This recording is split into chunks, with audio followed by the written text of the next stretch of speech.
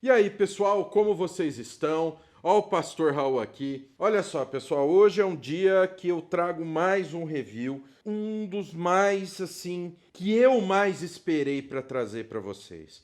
É um conjunto de 3 livros muito especial, tá? Que todo pregador, todo estudante de teologia deveria obrigatoriamente ler. Tá, eu tô falando desta pequena coleção da editora PES. Lições aos meus alunos, de ninguém menos do que Charles Haddon Spurgeon. Todos nós sabemos quem é Spurgeon. Quando todo material que sai em uma editora de Spurgeon, ficamos todos malucos, todos queremos comprar, mas esse material tem um diferencial muito importante. Ele não é apenas os sermões, ou então esboços de sermões de Charles Haddon Spurgeon, mas aqui é o livro didático, digamos assim, do curso de teologia que Spurgeon tinha na sua escola de pregadores. Então é disso que se trata essa coleção. Então, muitos almejam, né, pregar como Spurgeon, conhecendo seus sermões, lendo os esboços das suas pregações. Nós temos agora a Bíblia de Estudo do Charles Haddon Spurgeon, a verdadeira Bíblia, a BKJ 1611, com estudos de Spurgeon, que a ABV Books trouxe, que traz os esboços de sermão, manuscritos dele. Então, muitos analisam, mas se quer aprender qual é o princípio cristocêntrico que Spurgeon trazia, porque Spurgeon tem uma coisa que ninguém vai negar. Ele não era técnico, mas ele pregava Cristo, ele pregava o arrependimento. E ele conseguia fazer isso atraindo multidões para a sua palavra. E hoje nós vemos, infelizmente, que quanto mais uma igreja se aproxima da Bíblia, mais afasta as pessoas.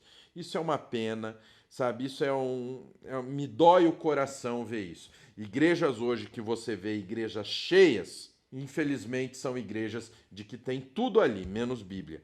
E Spurgeon ensina nesse singelo material como pregar corretamente, como viver a palavra de Deus, como viver o ID do Senhor para pregar a toda criatura. Então vamos parar de conversa fiada e vamos ver essa obra-prima aqui, que é uma coisa grandiosa para todos nós cristãos. Então vamos ver. Lições aos meus alunos. Um review que, embora ninguém tenha pedido esse material, é engraçado que solta qualquer coisa de Spurgeon, já tem mensagem, o pessoal pedindo pra gente trazer para vocês. Agora isso aqui, que é um material técnico, que é o quê? É o material didático do curso dele, o pessoal não está muito chegado.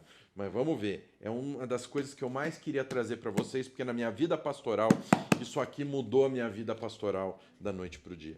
Então vamos lá. Lições aos meus alunos de ninguém menos do que o príncipe dos pregadores, o último dos puritanos, Charles Haddon Spurgeon.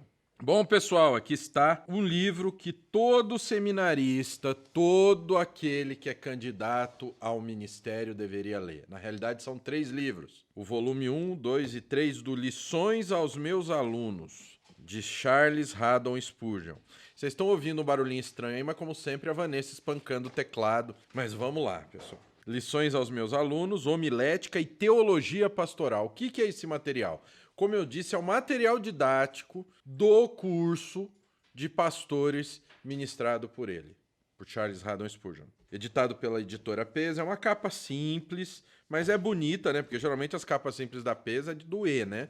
Mas agora estão investindo mais no design. Esse daqui já está no meio do caminho. Muito bonitinho. Nossa, eu não vi. Oi? Eu não vi essa Oi? abençoada Oi, aqui. gente, oi. Não é que eu maltrato o teclado, é porque meus dedos são pesados, ó. É nada, uma mãozinha de Entendeu? princesa. Passou Princesa creme. da Disney? Passou creme, né? Passei. Ele lambuzou tudo minha mão. Vamos lá. Ah, pastor, o senhor gostou do creme na mão da sua esposa? Não, é que lambuzou minha mão. Então vamos lá. Volume 1, volume 2, volume 3. Lições aos meus alunos. É um livro, uma encadernação normal, não tem nem a orelha aqui. É bem simples. O tesouro desse material é o conteúdo. Então vamos ver primeiro aqui, volume 1. Lições aos meus alunos, homilética e teologia pastoral, volume 1. Folhinha de rosto bem simples. Aqui uma ficha catalográfica bonitinha. E vamos lá. Vamos ao que está ao que nós temos de conteúdo. O Espírito Santo em relação ao nosso ministério, a necessidade de progresso ministerial, a necessidade de decisão pela verdade, a pregação ao ar livre, um esboço de sua história, a pregação ao ar livre, notas adicionais, postura, atitude e gestos, postura, atitude e gestos, segundo a preleção, fervor, sua deformação e sua preservação, cego de um olho e surdo de um ouvido, a conversão como nosso objetivo. Aqui já não vem aquele monte de apresentação, aquele monte de coisa. O Espírito Santo em relação ao nosso ministério. Escolhi um tópico sobre o qual seria difícil dizer algo que já não tenha sido dito muitas vezes. Mas, como o tema é da mais alta importância, é bom nos determos nele com frequência. E ainda que só exponhamos velhas coisas e nada mais, talvez seja sábio fazer com que vocês se lembrem delas. O nosso tema é o Espírito Santo em relação ao nosso ministério, ou a obra do Espírito Santo concernente a nós como ministros do Evangelho de Jesus Cristo. Creio no Espírito Santo. Tendo pronunciado essa frase como conteúdo do credo, espero que possamos repeti-la também como um solilóquio devoto impulsionado pela nossa experiência pessoal aos nossos lábios. Para nós, a presença e a obra do Espírito Santo constituem a base da nossa confiança quanto à sabedoria e ao elemento de esperança da obra da nossa vida. Se não crêssemos no Espírito Santo, teríamos renunciado ao nosso ministério muito antes, pois quem é suficiente para estas coisas? Nossa esperança de sucesso e nossa força para a continuidade do serviço jazem em nossa crença em que o Espírito do Senhor repousa sobre nós. Por ora, dou por certo que todos nós estamos cônscios da existência do Espírito Santo. Dissemos que cremos nele, na verdade avançamos além da fé nesta questão e penetramos na região da consciência. Uma diagramação bem simples. Eis a nossa pergunta: onde devemos buscar o auxílio do Espírito Santo? Quando tivermos falado sobre esse ponto, consideraremos muito solenemente um segundo. Como podemos perder essa assistência? Oremos no sentido de que, pela bênção de Deus e consideração deste ponto, nos ajude a retê-la. Onde devemos buscar auxílio do Espírito Santo? Responderei, citando 7 ou 8 meios. Primeiro, ele é o Espírito do conhecimento. Ele vos guiará a toda a verdade. Nisso precisamos do seu ensino. Temos urgente necessidade de estudar, pois o mestre de outros precisa se instruir. Subir ao púlpito, normalmente despreparado, é presunção imperdoável. Nada poderá nos rebaixar mais efetivamente e ao nosso ofício. Olha só, aqui ele já começa dando uma pancada sobre o preparo, porque hoje nós temos uma série de homens e mulheres de Deus que você fala que ele precisa se preparar, ele não aceita. Se você falar alguma coisa para ele, ele te solta os cachorros, porque não, o Espírito Santo me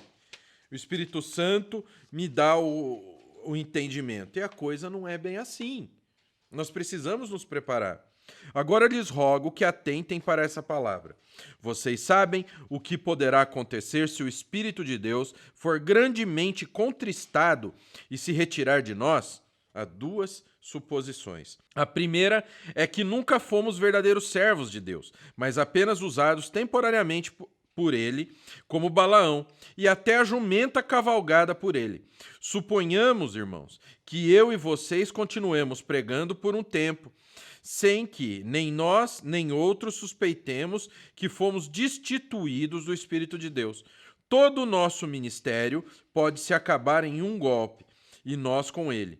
Talvez sejamos derribados na primavera, como aconteceu com Nadab e Abiú, para não mais ministrarmos perante o Senhor, ou talvez sejamos removidos nos anos do amadurecimento, como Hófni e Finéias, não podendo continuar servindo no tabernáculo da congregação. Não somos nenhum analista inspirado que nos registre a súbita eliminação de homens que prometem muito. Se o tivéssemos, porém, talvez lêssemos aterrorizados sobre zelo sustentado por bebidas fortes, sobre farisaísmo associado à corrupção secreta, sobre ortodoxia declarada ocultando infidelidade absoluta, ou sobre alguma outra forma de fogo estranho apresentado no altar, até que o Senhor não suporte mais e elimine os ofensores com um repentino golpe. Caberá a algum de nós essa terrível condenação? Ou seja, olha o aviso que ele está dando sobre o perigo de ser um homem de Deus vazio, sem o Espírito de Deus. Ah, pastor, mas como a gente faz com esses pastores aí de teologia da prosperidade, esses caras que usam o nome de Deus em vão, mentindo? Essas pessoas estão entregues à sua própria concupiscência. E não estão enganando tanta gente assim como muitos dizem. Por quê? Porque essas pessoas estão apenas ministrando e dando para as pessoas aquilo que elas querem. Quem procura um falso profeta, um falso pastor desse, está procurando o quê? Está procurando aquela mentira. Está procurando Cristo por puro interesse. Há certos costumes, 4. A pregação ao ar livre, um esboço de sua história. Há certos costumes para os quais não há pontos a favor, exceto que são muito antigos.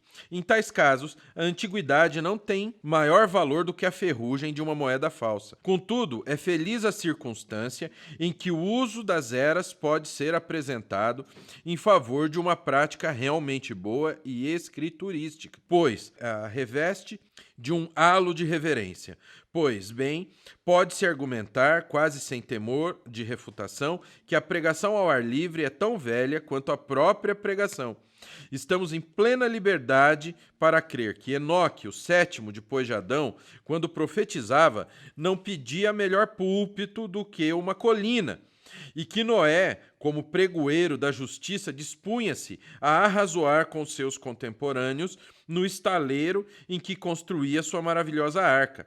Certamente Moisés e Josué achavam o seu lugar mais conveniente para discursar as enormes assembleias debaixo do arco celeste que dispensa colunas. Samuel concluiu um sermão no campo de Gilgal, no meio de chuva e trovões, sermão pelo qual repreendeu o povo e o levou a se ajoelhar. Elias se pôs de pé no Carmelo e desafiou a vacilante nação, bradando: até quando cocheareis entre dois pensamentos? Olha só, Jonatas, cujo espírito era um tanto parecido, elevou seu brado de advertência nas ruas de Nínive e em todos os seus logradouros públicos fez a proclamação da advertência. Então esse daqui é o volume 1. Vamos correr para o volume 2, senão vai ficar enorme o vídeo. Então, Lições aos Meus Alunos, volume 2, o que ele mostra é o maior. Autovigilância do ministro, chamado para o ministério, oração particular do pregador, oração em público, o conteúdo do sermão, da escolha do texto, da arte de espiritualizar, a voz, a atenção, a capacidade de falar de improviso, as crises de desânimo do ministro, a conversa comum do ministro, aos obreiros mal equipados. As crises de desânimo do ministro, lembrem-se que Spurgeon, ele sofria de depressão. Vão falar o quê? Que ele era pecador, que ele não tinha o Espírito de Deus nele? A autovigilância do ministro. Tem cuidado de ti mesmo e da doutrina, 1 Timóteo 4,16. Em certo sentido, somos as nossas próprias ferramentas. Portanto, precisamos nos manter em ordem. Se quero pregar o evangelho, só posso usar a minha própria voz. Daí, devo aprimorar as minhas virtudes vocais. Só posso pensar com o meu cérebro e sentir com o meu coração. Portanto, devo educar as minhas faculdades intelectuais e emocionais. Só posso chorar e agonizar pelas almas com a minha própria natureza renovada. Então, devo manter vigilantemente a ternura que havia em Cristo Jesus. Para mim, será vão suprir minha biblioteca ou organizar sociedades ou fazer planos se eu negligenciar o cultivo de mim mesmo, pois livros, agências e sistemas só remotamente são instrumentos da minha santa vocação. Meu espírito, alma e corpo são os meus mecanismos, mas a mão para o serviço sagrado, as minhas faculdades espirituais e a minha vida interior são o meu machado de combate, as minhas armas de guerra. McShane, escrevendo a um colega de ministério, que estava no exterior, com vistas a aperfeiçoar seus conhecimentos do idioma alemão, empregou a linguagem idêntica à nossa. Sei que você se aplicará arduamente ao alemão, mas não se esqueça de cultivar o homem interior. Quero dizer, o coração, tá? Autovigilância do ministro. Aqui não tem a menção de qual capítulo tá. Então, na hora que você for fazer uma pesquisa, é um pouco complicadinho. O conteúdo do sermão. Os sermões devem conter verdadeiro ensino. E sua doutrina deve ser sólida, substanciosa e abundante. Não subimos ao púlpito para falar por falar. Temos instruções extremamente importantes para transmitir e não podemos nos dar ao luxo de pronunciar belas nulidades. A nossa variedade de assuntos é quase limitada. Portanto, não poderemos nos excusar se as nossas pregações forem vulgares e vazias de substância. Se falarmos como embaixadores de Deus, nunca precisaremos nos queixar de falta de assunto, pois a nossa mensagem chega a transbordar de tão cheia. O evangelho inteiro deve ser apresentado do púlpito. Toda a fé, uma vez entregue aos santos, deve ser proclamada por nós. A verdade, como se apresenta em Jesus, deve ser declarada instrutivamente, de forma que o povo não apenas escute, mas conheça o jubiloso som da escolha do texto. Espero, meus irmãos, que todos nós estejamos sentindo profundamente a importância de dirigir todas as partes do culto de adoração com a máxima eficiência possível. Ao nos lembrarmos de que a salvação de uma alma pode depender instrumentalmente da escolha de um hino, não deveríamos considerar fútil a pequenina questão da seleção de salmos e hinos. Um forasteiro incrédulo, entrando durante um dos nossos cultos em Exeter Hall, foi levado à cruz pelas palavras do verso de Wesley, Jesus, amante de minha alma. Perguntou, Jesus me ama?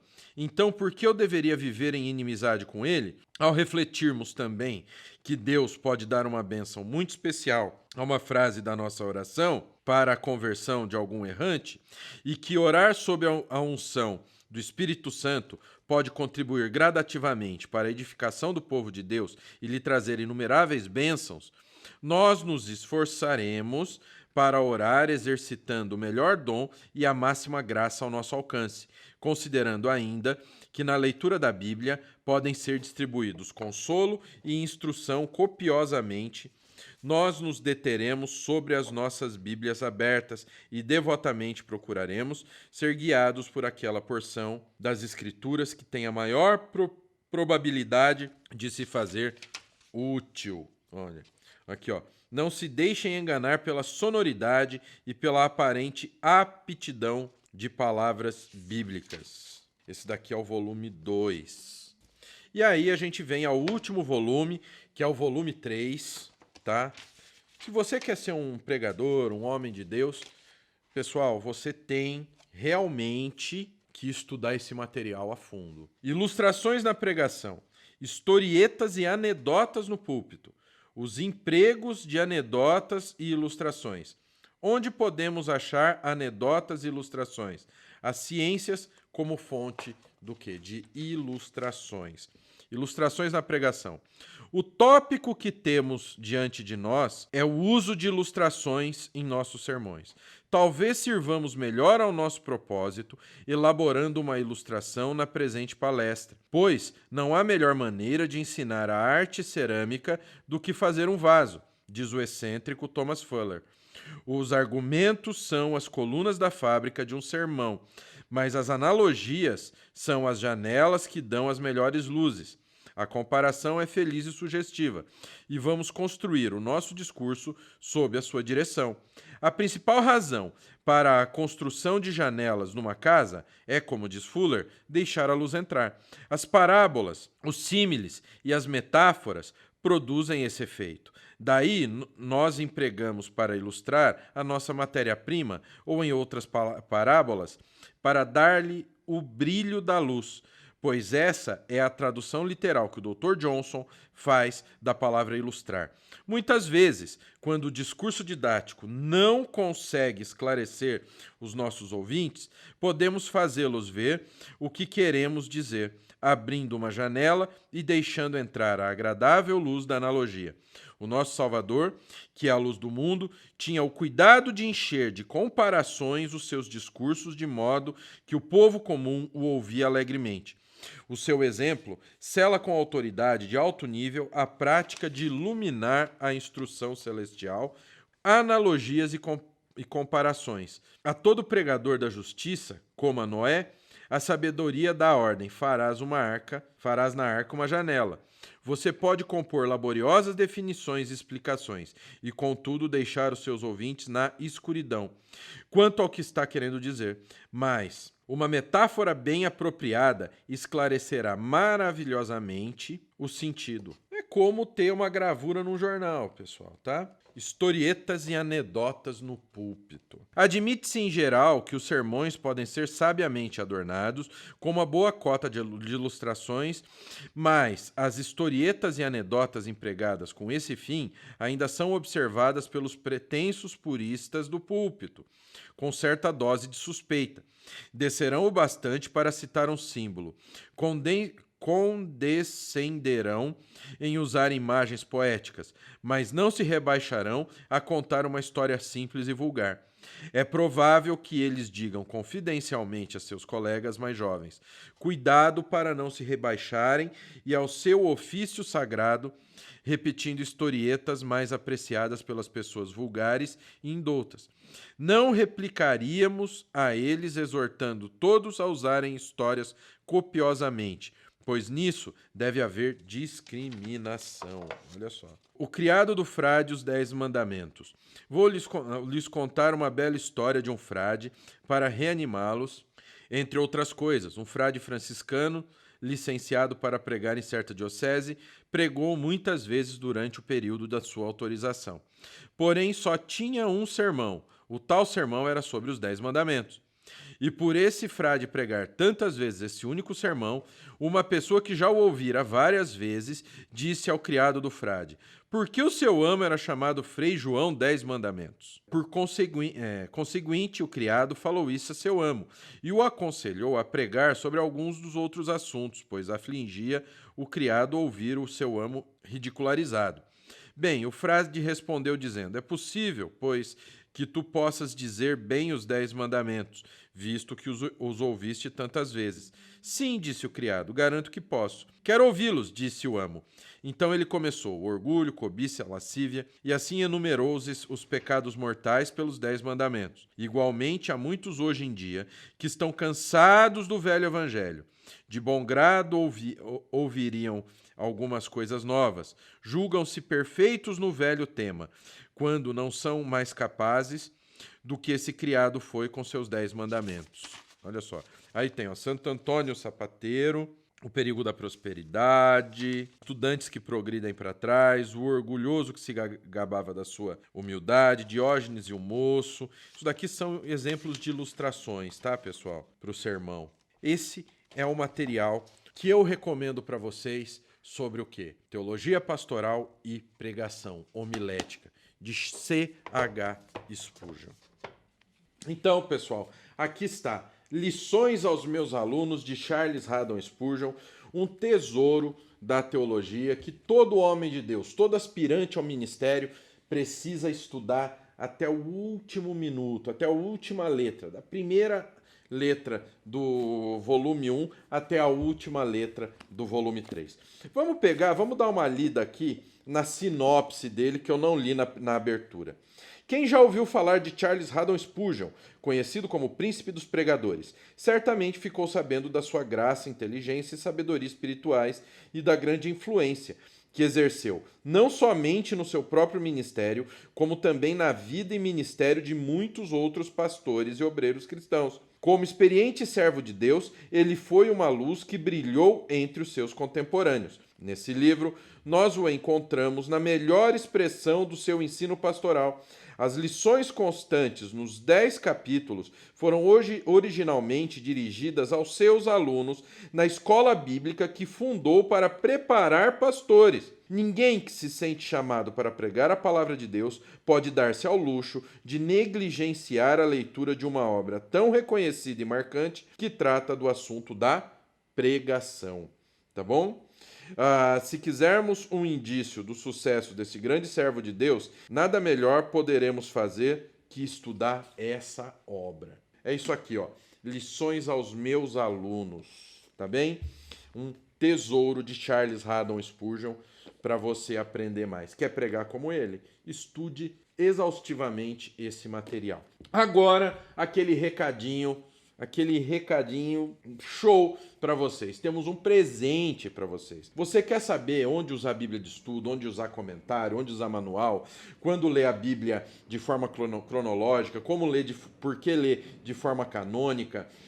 Você quer saber sobre anotação na Bíblia? Você quer saber sobre regras básicas de estudo bíblico? Você quer saber por que é importante você saber quem foi o autor, quem foi o destinatário de determinado livro? Você quer saber o contexto histórico e geográfico? Você quer saber a importância de tudo isso? Por que estudar várias versões da Bíblia?